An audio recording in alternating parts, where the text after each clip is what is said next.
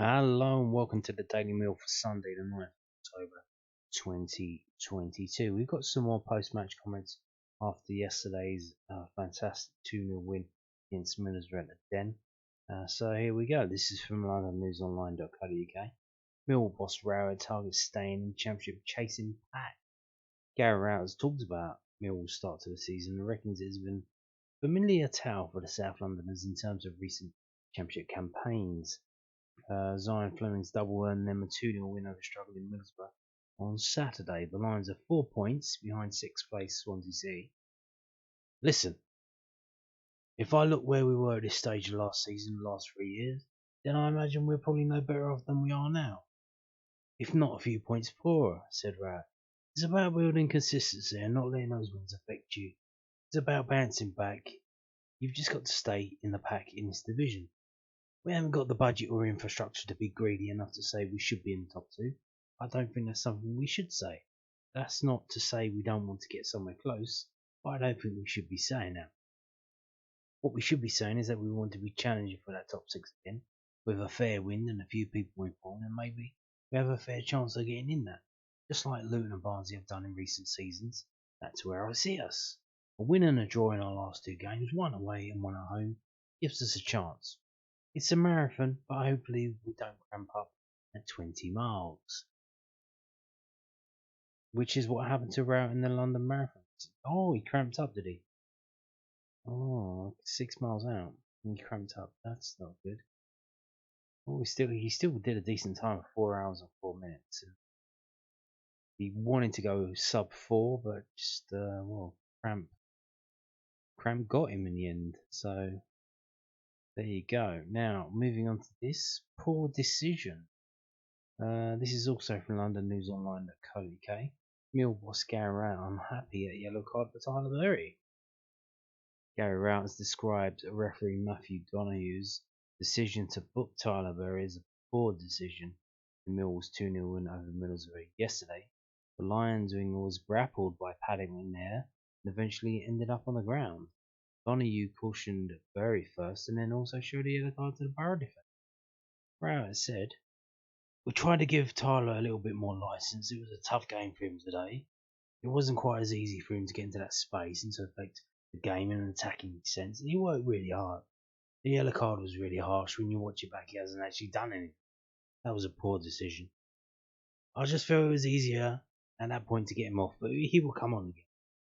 He's done enough to really put a stamp on that position and see if he can keep that shut."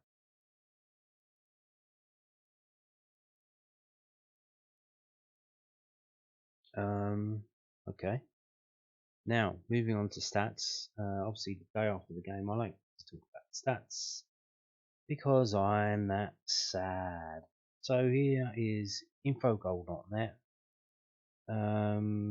Here's the match events, the goals, the cards, the substitution.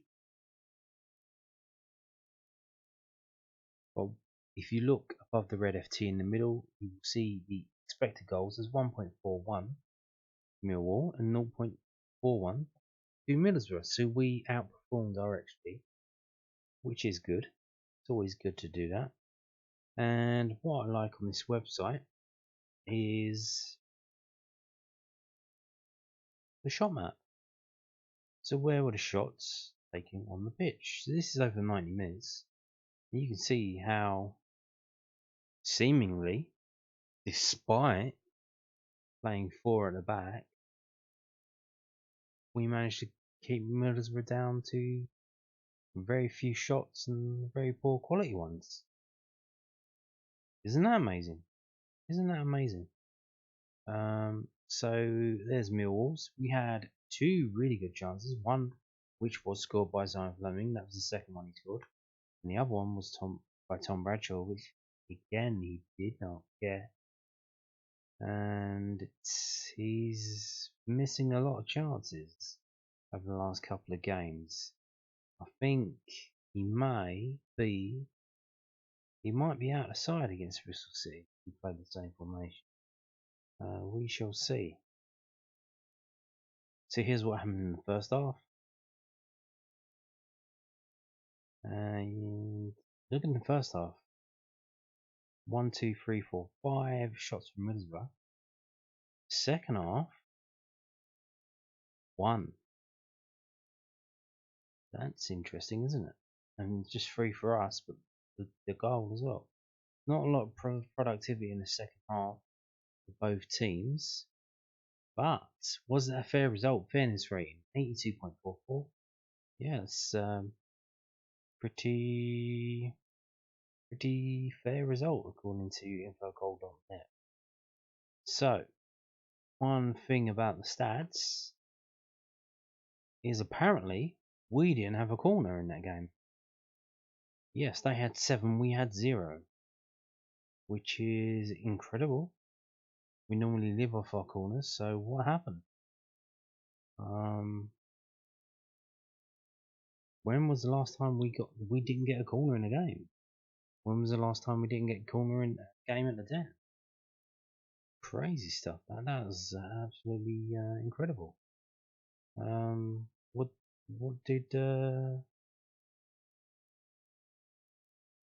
What did Jake Cooper and Sean Hodgson and Murray Wallace do all game without going forward and trying to get on the end of those corners? So here we go. This is whoscored.com. This is the main one. You can see on the right hand side, top 5 players, all Millwall players. If we go back into the middle, Millwall stole the ball from the opposition, were effective at creating goal scoring opportunities from counter attacks, were effective at creating goal scoring opportunities from set pieces, were strong at finishing. That is a very long time since that word has been said in this website. Were strong at finishing. Fantastic stuff there. So how strong were we? Well, here we go. We're on the left hand side. We had 9 shots, they had 7, 4 to 1 open play, 4 to 6 set piece, 1 to 0 counter attack. So when we had 9 shots and we scored 2 goals, that is a conversion rate of 22%, which is incredible because we're normally around the 5 or the 7%. So, wow, Middlesbrough, it looks like Middlesbrough are going down that right hand side. Interesting. Rotherham kind of did the same. I think they might be targeting Tyler Bury. I think that's what they're doing there. The scouts must have seen something and they're trying to exploit it, but neither of the teams have. So I don't know what they're doing. Maybe because it's a player they've never heard of, or they don't really know him. They know he's like a youth, so they think, "Oh, he's a youth team player playing for Millwall on the left-hand side. Let's go down the right-hand side and attack him." Shot directions, shot zones. Millwall on the left, by the way, in red, because that's how this website does it. The home team is in red, or orange. The away team is in blue. Action zones, player positions. Look at that from Millwall. That is beautiful, beautiful formation from Millwall there. More like a 4-4-1-1. Nice. And you can see Middlesbrough very confused, all over the place. Let's move on to the match centre from whoscored.com. As we've seen it, there are the match events. Fleming scored after 5 minutes, got a massive deflection off of the free kick wall. It would not surprise me that it got overturned and got given as an own goal, because I don't think it wasn't even going anywhere near the goal. So it would have went out for a goal kick if that wall wasn't there, or they jumped out of the way or something like that. So yeah. So Middlesbrough are using all 5 substitutes and it's only doing 4. As I said the other day, massive crowd from the ball, 15,638. Apparently a lot of Americans and other football tourists there. I think they've come over for the NFL game, and apparently they went to the Millwall game because they could get a ticket quite easily. So good for them. good for them. So, if you look at the top by the club badges, you will see 6.87 is the average rating for Millwall players, and 6.17 is the average rating for Middlesbrough players. We were a lot better then. 0.7 is a massive difference at this level. You can see Fleming 8.4 star man of the match, 2 goals, absolutely brilliant. The lowest rated player, as you would probably expect at the starting 11 for Millwall, is Tom Bradshaw. Again, missed a really good chance to score. When you get so many chances, and you don't score, probably time for you to step out for a bit. Take a seat on the bench. But we'll see what happens in the next game against Bristol City. So, shots 9-7. Who had them? Fleming with 5. Bradshaw 2. Vogelsammer 1. Cooper 1. Possession 37-62. Incredible. That's what we do, isn't it? We're not on the ball. We don't keep the ball. We just get the ball and then go forward. Direct. Nice. Sweet. Not fucking about. Get out there and try and score. But again, Murray Wallace is the out ball. Normally, now when we're playing a back 3, Hutchinson is the out ball on the right hand side. I guess now that they're playing 4, they have to go to Murray Wallace. Because they probably don't want to go to Danny McNamara because he's not really that good at bringing it forward, I guess. I don't know. But yeah, since we've gone to a 4, it's Murray Wallace has been the one coming out with the ball. Or that just could be because of Middlesbrough going down that side a lot of the time. Our success percentage 64-78. Yes.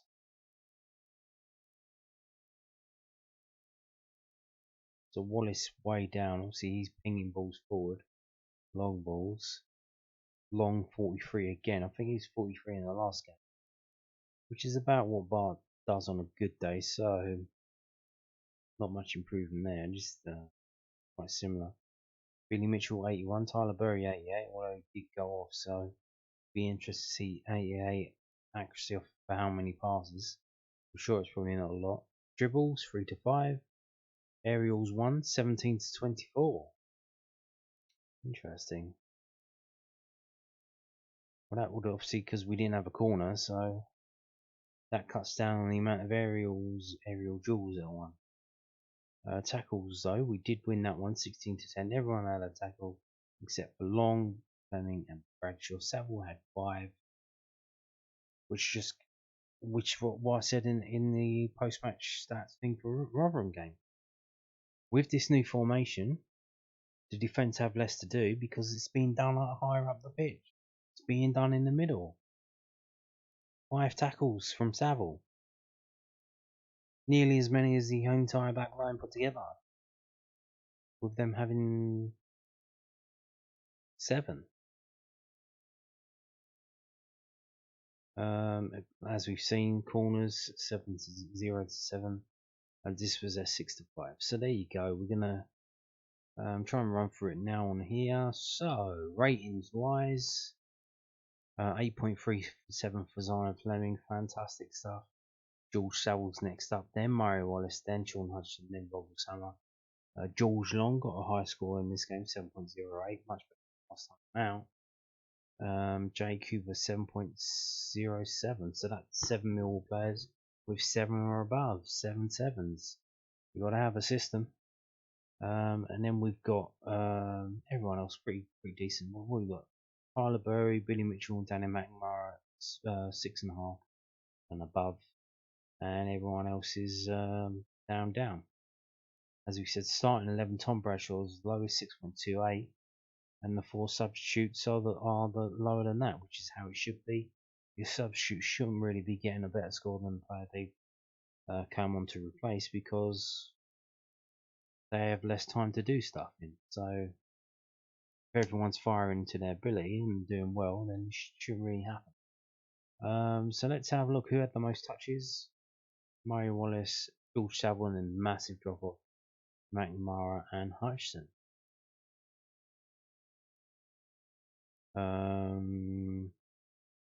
So let's have a look at actually where we go. Middlesbrough. So Middlesbrough shots, 7 shots they had, right? That's what we said. 1 shot on target. 1 shot on target. That was from the sub. Hop came on 74th minute. He had 2 shots, 1 of them on target. So before he came on, for 75 minutes they did not have a shot on target. Crazy. So interesting to see how George Long got such a high score, because quite similarly in the Rotherham United game, he only had 1 shot on target at him, which was the penalty, which he didn't save. So I guess because he saved it, that's bumped his score up massively. So that's probably what that's about. If we go back up and go through Millwall shots and shots on target. This is good. This is good. I like this. So he's having a lot of shots and they're all on target. Fantastic stuff. 5 shots, 4 on target, only 31 touches. But he was only on the pitch for 81 minutes, so interesting stuff. But not only that, so who's having the shots? So these are all the people, everyone who had a shot had shots on target. So the only 2 shots that were off target, one of Bradshaw's and one of Fleming's. Every other shot that we had was on target. That's what you want, mate. That is it. That is it. If it's on target, you've always got a chance. It's the keeper saves it, parries out, punches it, knocks it out for a corner, or we didn't hit a corner. But you know, if it's on target, it has to be dealt with. If it isn't, you got a chance of scoring. So it's good to see. So if we move on to offensive, yeah, don't worry about that. Defense, as we've seen, most tackles George Savile, absolutely brilliant from him yesterday. Then Murray Wallace with 4, and then all of these players with 1. Interceptions. Who had the most interceptions? George Savile again. George Savile, Murray Wallace, Sean Hutchison. Good stuff. Clearances. Sean Hutchison 5, and then 3-3-3 for Wallace, McNamara, Cooper. George Long with 2 clearances. That's obviously bumped his score up as well. His number, he's 5th in clearances. Block shots, any? Zion Fleming with 1 block shot. Doing some defensive work there, Zion. Good stuff. So passing wise, who had the most passes? That's not a lot of passes for us. That is really down there. So how can we have so little possession, so little passing, but we ended up winning the game 2-0? Fantastic. Yeah, 39. George Savile, 38. Murray Wallace, 32 for Billy Mitchell. So what was Tyler Berry? Tyler Berry, 8 passes, 87.5. That's not a lot. No surprise that he got such a high mark there. So the standout would be again Billy Mitchell. He really is the passing accuracy king of Millwall Football Club. Week after week, he's got a very good accuracy off of a decent number of passes. 32, 81.4, 81.3. George Long is 4th in passes, but he's 42.9 passing accuracy. 26 long balls and 10 accurate long balls. So he's had 2 short passes and 26 long ones. Okay. So crosses and accurate crosses. So we've got 5 different players having crosses, and 3 of them with accuracy. Long balls and accurate long balls, as we've seen. Murray Wallace clearly just pumping it forward, 8 and 0. Daniel McNamara 5 and 1. George Savile 4 and 2. Fleming 4 and 1. Sean Hutchison 4 and 2. Good stuff. So there you have it. Pretty decent stuff there. And where does that leave us? That leaves us higher up in the table than we were before. Good to see. 13th, 17 points. Still on a -2 goal difference. We now go to Bristol City, who are below us. Their form is not the best. They haven't won in 5 games, so what happened to Bristol City? They have scored 20 goals though, and conceded 21, so not bad. But Millwall there, 13th, 526. A win against Bristol City could well see us climbing the table in a decent chunk, so good stuff. And on that note, thank you for watching, and goodbye.